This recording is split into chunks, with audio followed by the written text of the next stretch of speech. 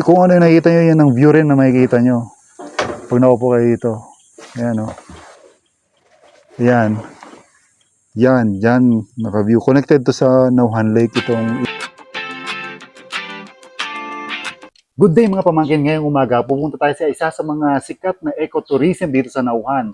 Maganda daw ito. At syempre, para mas mapatunayan natin, papasukin natin. Mag-walk tour tayo sa loob ng ecotourism park na ito. Kaya mga pamangkin, sama na kayo. Let's go! So mga pamangkin, first of all, bago tayo tumunta sa ating pupuntahan ay magpagas muna tayo. At mukhang mataas pa rin pala. So mga pamangkin, dito tayo kakaliwa sa kanto ng Santiago, sa may barangay hall ng Santiago. Pag papunta kayo dun sa barangay Dao, pag galing kayo sa poblasyon, yan, kakaliwa tayo dito. Ayan. So ito yung pinaka-proper area ng Santiago kung saan makikita yung barangay hall ng Santiago, which is ayun. Yan. So let's go, pupuntahan tayo. Next barangay natin ay Mabini. Mga pamangkin, nandito na tayo sa siguro part na to ng barangay Mabini. Ito yung famous na Valencia Farms dito. Ayan. Doon may daan doon papuntang barangay Kalinisan sa kabila doon. May konting maliit na kanto papunta doon sa barangay Kalinisan. So mga pamangkin, nandito na tayo sa barangay Mabini proper. Ito yung kanilang health center, senior citizen building.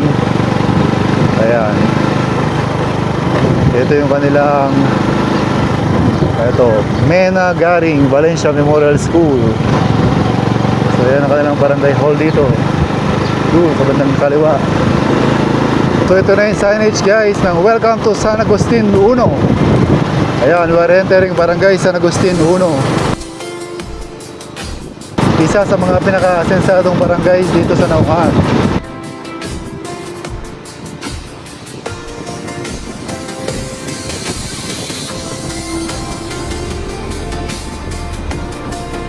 Yan, approaching na tayo mga pamangkin ng sentro, I think.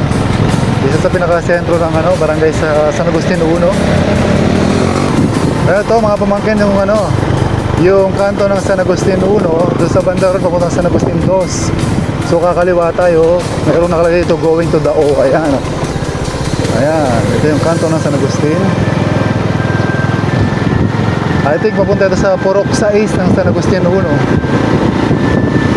Yeah, maraming barangay na madadaan dito.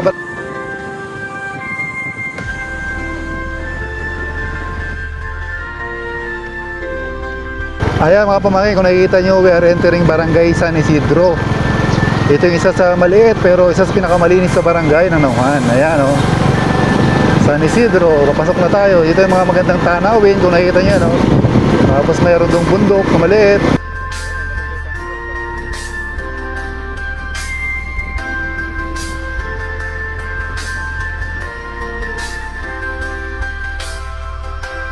Ito na po yung sentro ng barangay San Isidro ng Nauhan. Ayan. Ito yung kanilang multipurpose building. Ayan. I love San Isidro. Tapos ito yung kanilang chapel dito. Ayan. And then yung kanilang elementary school. Ayan.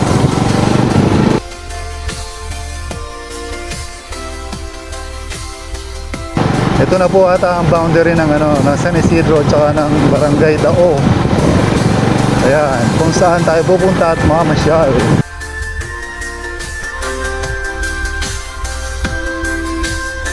Ito, napakalinis sa barangay din ng Dao, of course. Ayan mga pamangkin, kung nakikita nyo, ayan I love barangay Dao. I love Dao. So mga pamangkin, sa papunta rin yung papuntang Malaya o Santa Isabel doon. Dito yung papunta sa may pupuntahan natin. Ito yung proper ng barangay Dao sa loob. Siyempre, picture muna tayo bago tayo pupunta sa pupuntahan natin.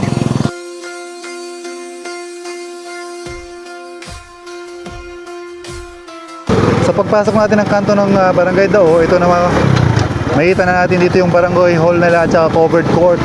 Ayan. Ayan. Ito po ang simple at payapang barangay Dao ng Nauhan. Sitio 2, pagkalampas lang ng elementary school, kakaliwa tayo dito. So hopefully tama yung ating napagtanungan. Ayan. So may maliit na kalsada dito. Pasok tayo dito. May maliit na eskinita dito ang daanan. So ito yun dito. So papasok tayo sa maliit na daang ito. Ayan. So ito na yung ilog. And then sa bando rin yung Water Lily Park. O yung ecotourism na Water Lily Eco Park. Ayan.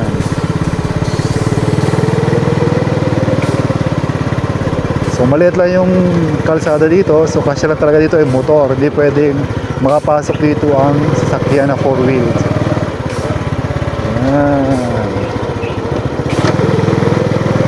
Sementado naman yung daan. Kaya no worries, walang lubak. Tsaka malinis naman, malilim ang daan. Napaka refreshing ng hangin. Ito, yan o.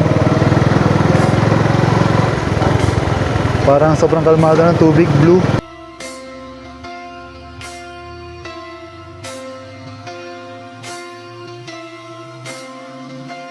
So ito mga pamangkin, malapit na ata tayo sa entrance na dumadaan tayo sa mga bahayan. Ito na nga, ito. Wow! Finally, na-reach natin ang destination. Siyempre dito na tayo magpa-park. So medyo malilim. So yan. So mga pamangkin, nandito tayo ngayon sa sa entrance ng Water Lily Park dito sa Barangay Dao.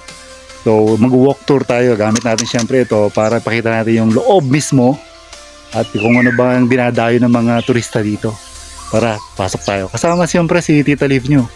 Kahit mainit, yung papaiwan niya. Let's go. So yun mga pamangkin, pasukan na natin itong Dao Water Lily Park. Let's go. Kasama si Tita Liv. Ayan.